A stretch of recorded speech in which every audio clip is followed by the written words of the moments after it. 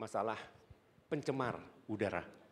Ya, saya termasuk salah satu yang memperhatikan masalah itu.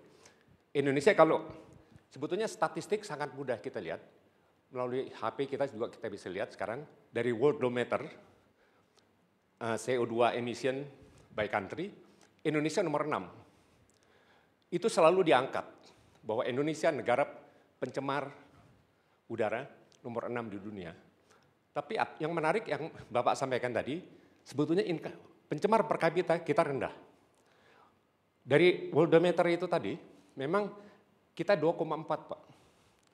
Dari 10 pencemar itu kita tuh paling kecil. Bahkan kalau diurut lagi pencemar per kapita dari 206 negara, itu kita 107. Rendah sekali kita sebetulnya. Jadi ini apa namanya yang jadi pemikiran.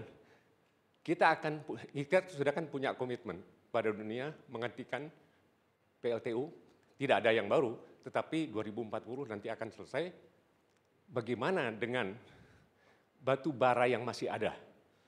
Nah ini suatu kekayaan yang diberikan oleh Tuhan pada negeri ini, tentunya kita harus perlakukan dengan baik. Begitu. Nah ini mungkin skenario ke depan ini Pak, ini mungkin jadi pemikiran kita. Terima kasih. Bagus sekali.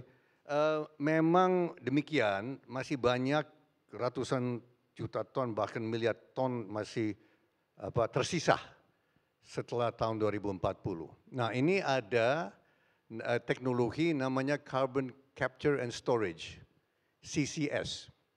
Nah CCS ini ada dua perusahaan raksasa, yang pertama adalah ExxonMobil, yang kedua adalah BP, alma mater Pak Satya, BP. Nah BP sudah mulai program senilai $7 miliar, CCS.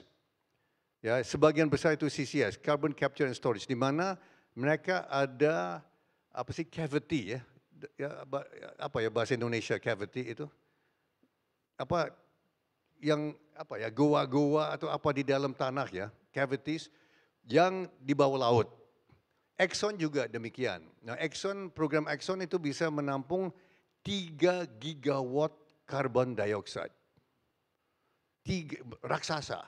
Itu 100 km dari pantai utara Provinsi Banten. Itu program dari ExxonMobil. ExxonMobil saya dengar kemarin dari Pak Bahlil, mereka mau investasi $15 miliar di Indonesia, dan itu sebagian besar untuk namanya CCS. Nah, dengan CCS kita bisa menyerap atau mengcapture menangkap, menahan carbon dioxide yang diemisikan atau dikeluarkan oleh PLTU. PLTU nanti dipasang alat-alat khusus ya, Pak Satya.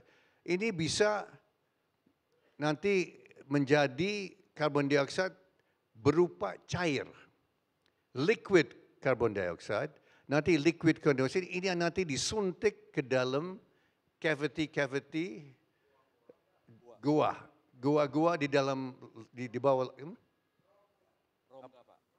rongga. Ini saya baru ini bahasa Indonesia rongga di bawah laut.